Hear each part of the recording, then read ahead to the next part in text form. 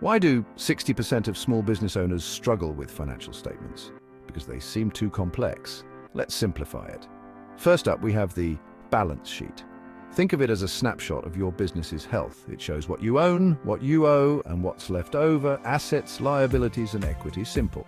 Next, the income statement, also known as the profit and loss statement. This one tells you if you're making money or burning through it. It breaks down revenue, expenses, and net income. In short, it's your profitability report card. Last but not least, the cash flow statement. This tracks the flow of cash in and out of your business. It covers operational, investing, and financing activities. Basically, it shows if you've got enough cash to keep the lights on. Together, these three statements give you a complete picture of your financial health.